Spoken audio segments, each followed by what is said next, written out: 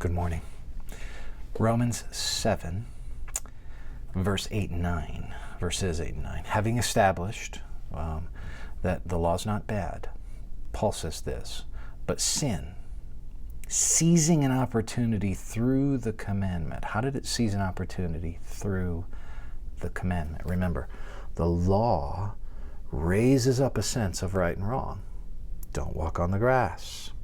Keep off it. Don't touch the wet paint. But sin, seizing an opportunity through the commandment, produced in me all kinds of covetousness. He said, I wouldn't know what covetousness was in verse 7, except for the law. But the law, having shown me what covetousness was, sparked something in me with my sinful flesh and made me want it. Sin came alive, it says. It will say that.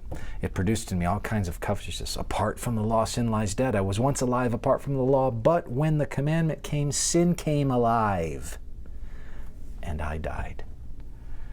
So sin is getting sparked, he says, by the law.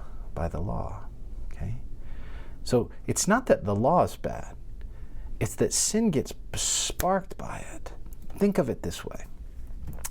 Some of you, maybe if you're married now and you dated in high school, or you remember those high school days or younger days, or maybe even older now in life, and you're single, and you're in a relationship, or when you were in a dating relationship, you may have pressed the envelope physically with that person that you were dating. You may have gone too far. And you may have known you were going too far. You may have walked up, maybe you committed premarital sex, or you walked up close to the edge. Or maybe you were committed to not having premarital sex, but you just pushed the edge on it. And you may have even asked questions if you're a Christian. I remember as a youth pastor, I would get questions like this all the time. How far is too far to go?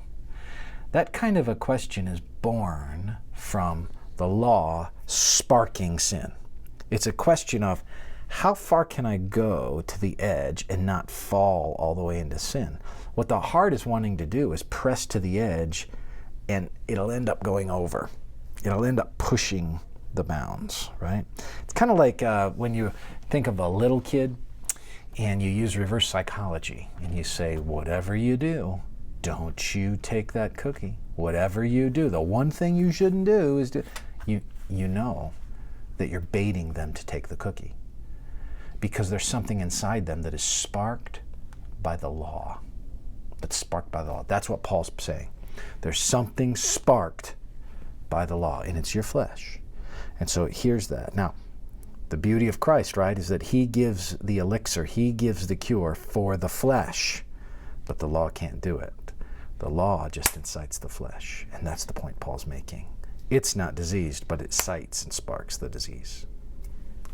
Think through that today, and may the Lord bless you.